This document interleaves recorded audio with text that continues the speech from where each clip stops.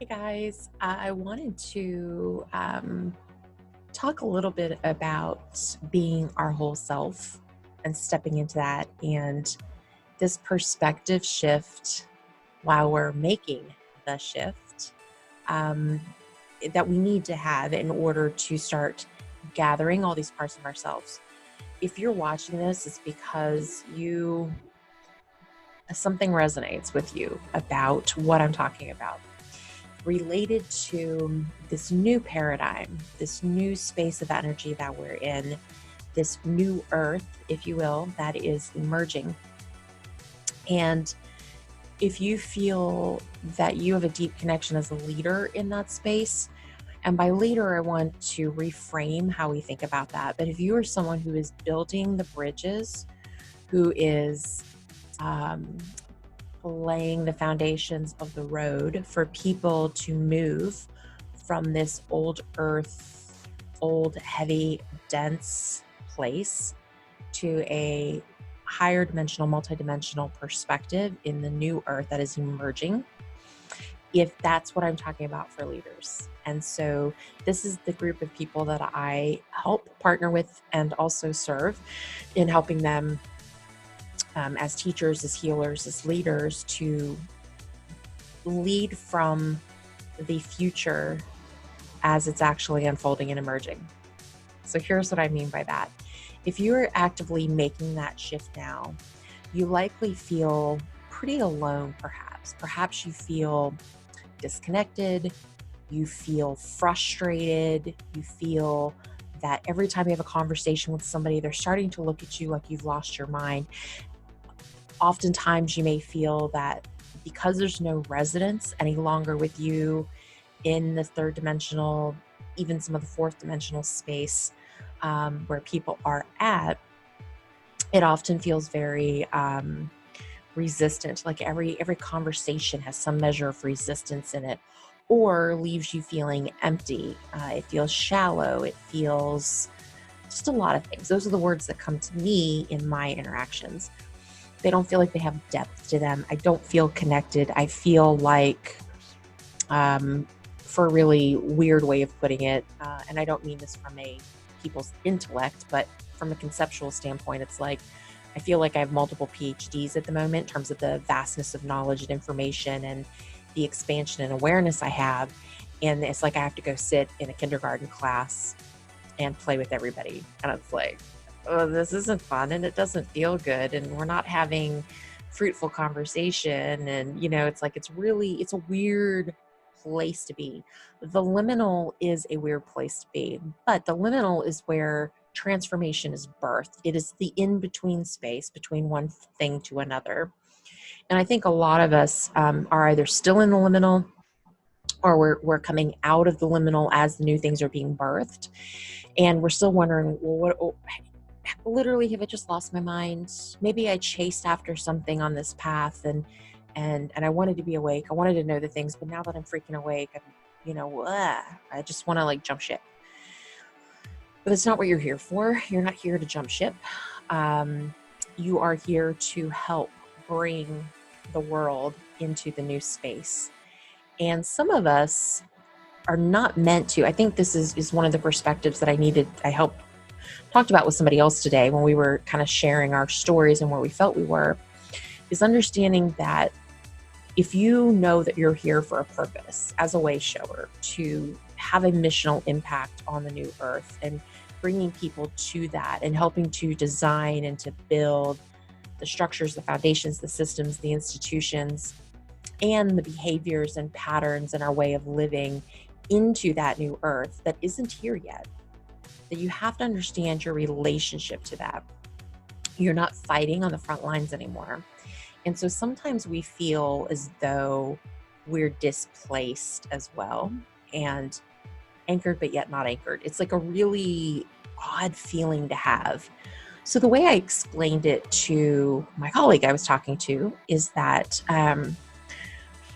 I look at some of the things that are happening now. And so let me back up half a step. All of the stuff that you are seeing play out right now is very hard to watch, especially if you're an empath and you feel concerned and connected and you want to have compassion. you see the pain of the world. That stuff has always been present. The world is just now becoming aware of it. They are just now seeing it. But it's not new. It's just always been there. And if you think about that presence of mind, if you think about the fact that it's always been there, but when did you wake up to it? When did you become aware? So for me, if I'm just using my story for an example, I started waking up to what people are seeing now a little over 2 years ago. And I was able to process it then. But I no longer live on that timeline. I'm in a very different place in my timeline. And so with that, I'm able to look kind of back and almost just observe and see, okay, people are just now waking up to that. There's a group of people that are just slightly ahead. And those are the people that I kind of refer to as being on the front line. These are people that have already started waking up. They're in the process of waking up. Maybe they're heavily tied into, say, activism, or they're fighting, or not fighting, but in terms of this energetic battle, they're fighting within that front line. Like their job right now for the now moment is to be the person that is helping somebody else wake up. Okay. And then there are people that are a little bit further out from that. And they're kind of like, if we're going to stick with the whole battle analogy for a second, then you've got maybe like leaders of these teams of people within the battle. And then you've got some of us that have been awakened to that for quite some time and find that our mission right now feels very weird because we feel like we want to jump in and help. We feel detached from it in a way because we've been asked to stick on the mission. We have a different role in the battle at the moment, right? If you think of the way I was kind of painting again the picture of the whole battle scenario is some of us now are kind of sitting at that quote unquote 5-star general situation. Like we have command of a different aspect of the battlefield, okay? So if you kind of use some of these concepts to help you lean in and adapt and adjust to your present now moment and kind of how to even think about what your role is in that. I think we get really hung up in, once we kind of wake up and we understand that there's these missions, each of us, our soul has a purpose and a mission to be played out in the now, specifically here for this epic historical ascension process that's taking place. And it can get really confusing. Like we get hyper focused on how we're going to do it. And I think we forget from even the early days, like even if you think about like law of attraction stuff, the how was never up to us. The how was for the universe to figure out. And I think it's like, you know, that kind of slips from us because we get so focused, like it's mission. I got to do the thing. What's it look like? How do I do it? And we get wrapped up in that, forgetting that that can take us outside of our own flow.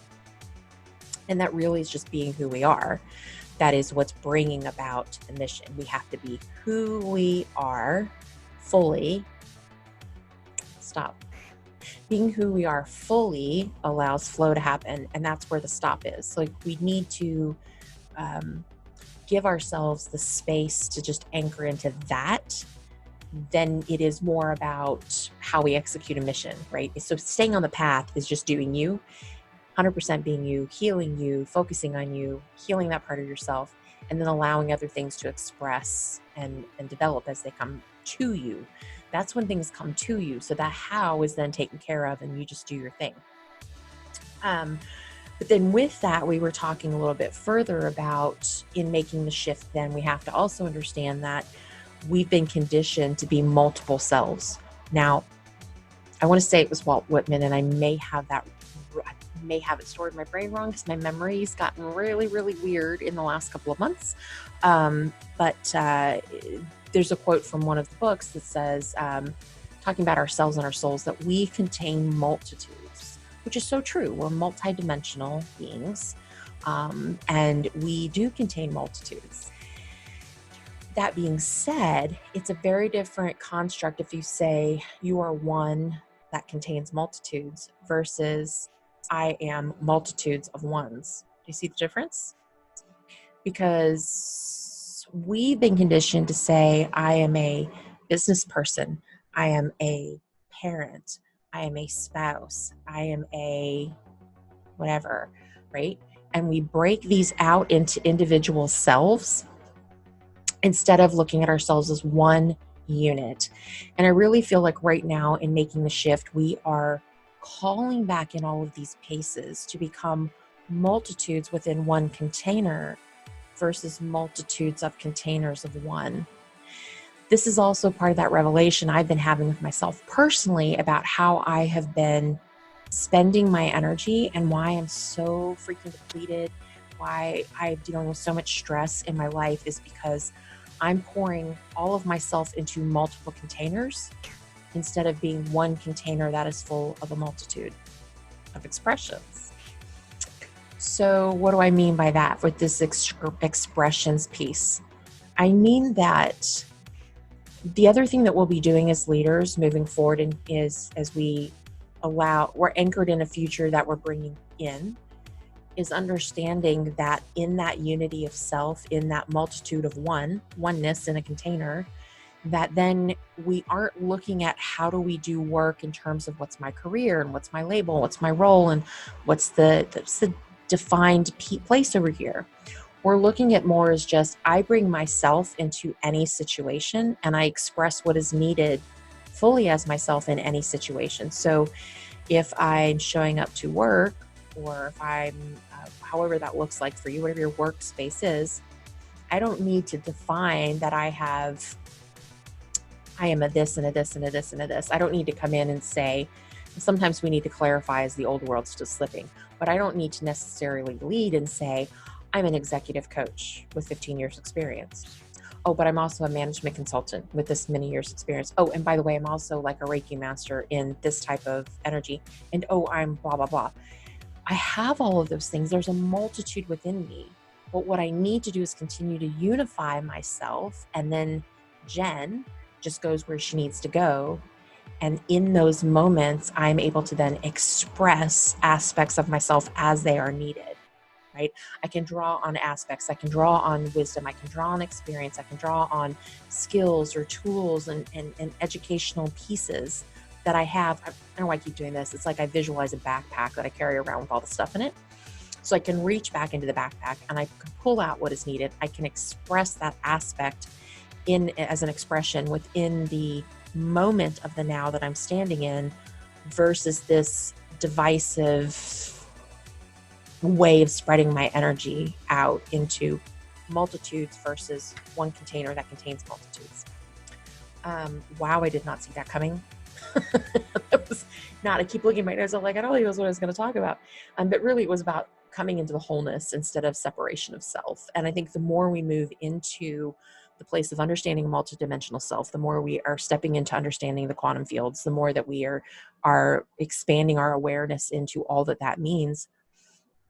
And as we move into this new energy, there is a distinctive call for unity. And that has to start with unification of self. For those of us that are going to help bring about unity, we have to be able to be unified within ourselves. So it is time to call back in the multitudes and just become a multitude of one instead of multitudes of ones, plural, and dividing not only our energy out and our experiences out, but really bringing back in that whole self.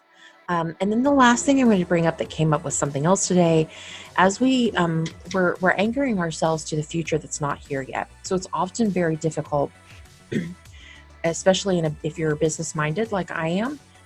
Some of you if you saw my video on being an Arcturian, you understand that some of us that are thinking differently, that are a little bit more cerebral in our approach, or we use language that's maybe more what I call corporate language or consulting language.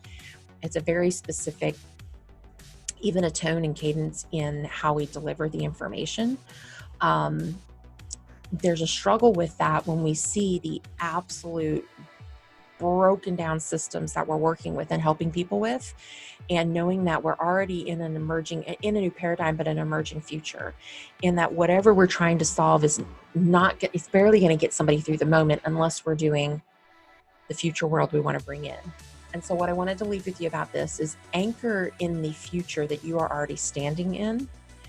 If you're already working in 5th dimensional energies or 6, or wherever your higher level energy is that you're currently adjusting to and working with, as you're in that space, that's your future state for the world, right? Then you want to stand from there while you dip into the other places to bring people to the future that's emerging. It's only going to emerge if we build it, and we can't ask anybody else to build it yet when they're not yet aware and awake to it. Right now, they're in a festering boil that hasn't exploded yet. We can't even heal the wound yet because it's festering.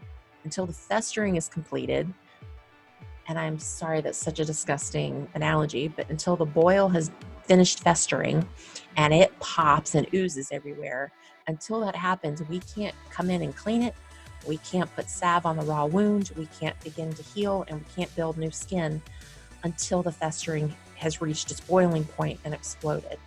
So for us leaders that are standing in the future that is yet to be birthed, we have to recognize that, stand in that, anchor it, bring our light into that, and then allow the festering to continue and be ready for when the explosion happens. And when the explosiveness of the toxicity happens, then we're able to then guide and lead people through the healing process, because we're actively already building and preparing the yet to be emerged future. Maybe that was a little sci-fi for you. I don't know. I'm totally down with it and see it and I understand it. So maybe I need to dig into that deeper. But yeah, that's that. And then the other piece that goes with that is, as you're working in that space, especially if you're more business focused.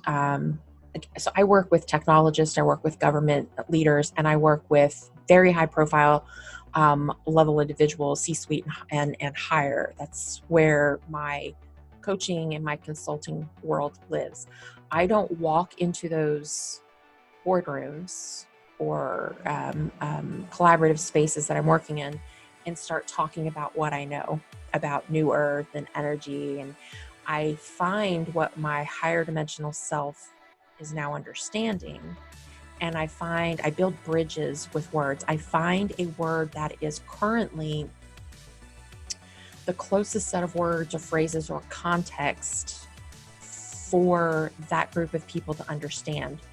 So read the room, get a feel for where people are at, and you start with that. And then you find the dialogue, the language, the context, the imagery. Imagery is great. It's why I use so many metaphors and analogies and paint the picture, literally, because we need people to be able to grab on something that they can comprehend when you're trying to explain something that is still a mystery. It's not yet in their experience. And until it becomes in their experience and is no longer a mystery, we need to be able to tether them to that future understanding with something they can conceptually comprehend at the moment.